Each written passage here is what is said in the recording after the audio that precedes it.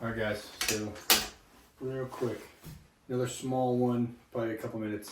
Bolt manipulation is something that I think not a lot of people talk about or really bring up, but you'll see guys at the top tier level that are really, really efficient have the exact same bolt throw every single time. And it can be different for each rifle they have based off of the equipment, the type of bolt, the angle of throw. And if you got a 60, if you got a fat knob, long action, short action, just the different nuances of each action that make it run a certain way that require you to manipulate it differently. So generally you have, we'll say 4 to 5 standard ones. So you've got your one that most of us were taught in the military, at least I hope, because we had the less than perfect or high speed ones, and that was grab it with your snuzz box, bring it back, bring it forward, bring it back down. So right here in the snuzz box, you're gonna grab it and come down. Now, as you get more and more efficient, you'll see guys will start to just do right on the knuckles and the thumb, which is not bad. You can get a little bit less purchase, but if the knurling is good or the knob is round enough to where it's got sharper edges, you don't have any issues, and you can move pretty quick, as you see. And then you've got what a lot of the competitors will use, which is your, I'm gonna call it a knife hand, or they'll probably call it like the chop or the ninja chop. Come in, you're gonna chop it up, throw it back, and then bring it back in. Chop it up, throw it back, bring it back in.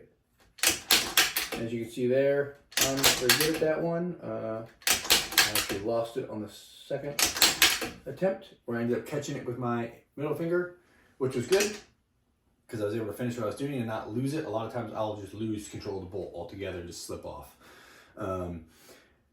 The one that I prefer, which will be the one I'll show you next, is actually just using the middle finger, skipping the index, going straight to the middle finger. The reason I like to do that is like I have level here, so when I come up, sorry, not the chop, but when I come up and grab, a lot of times my finger hits the level and then it scrapes across the level and it scrapes across the level again. Am I worried about scraping? No.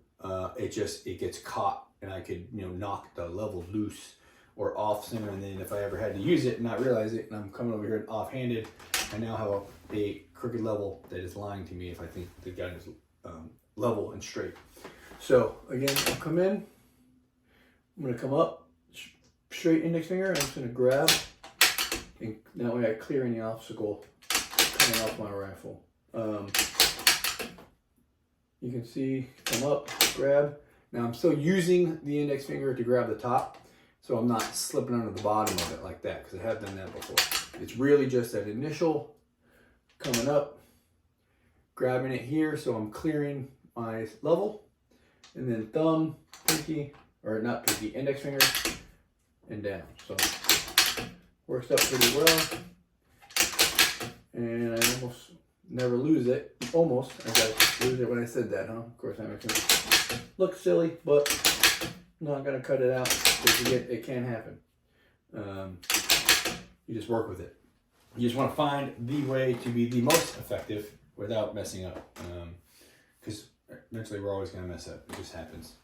Start moving too fast.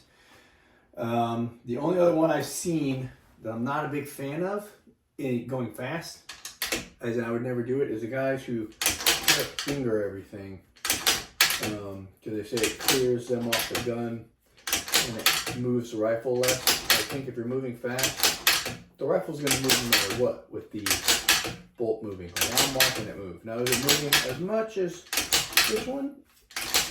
Or yes, I would say they're all moving the same. But I think really what's happening is when people do this one, they're less scared of it hitting their face, so they're not moving their head away from their hand and causing them to lose sight picture. The only time I would use this one, again, more of in a tactical sense, operational sense.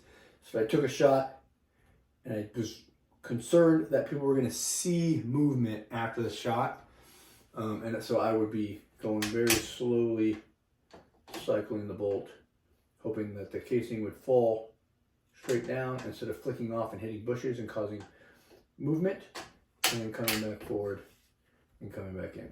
Again, nice and slow, controlling everything that's happening. I'm not really using the knob, I'm just using whatever I can grab and staying back on target. Again, the only time I could see this being useful would be a operational scenario. Or if for some really weird reason, you got into position, didn't have your rifle in condition 1, and you were hunting, and, you know, animal pops up super close. I would assume, like most, once I'm in position, because I'm ready for the shot, I would chamber my round without losing my grip, and then I would put on safe. So then if I was looking and an animal came up, I would just be able to do that. Which would be much easier than having to go from condition 3 to condition 1 to engage an animal without causing unnecessary movement and spooking it. So again, those are the 4 or 5. I can't remember, so we're gonna go up. We got the standard snuzz box, 1. And then we've got the finger and thumb, very loose, so 2. And then my personal favorite, number 3, come up, index or middle finger, thumb, index comes around after the fact, grabs it. That's 3. That I like it more. You just get more purchase on that knob. Then you got 4, which is the knife hand or the karate chop, and then 5, least preferred, very very situational, would be the finger. Again, can you go fast with it? Sure you can. But again, I'm not too sold on being able to maintain control of that bolt. Not that I'm worried about it going off or shooting or anything. Again, I just don't want to lose control of the bolt and lose economy of motion or efficiency of motion. All right, guys, that is what I got for you. Something random, but it was in my head, so I figured I would do it.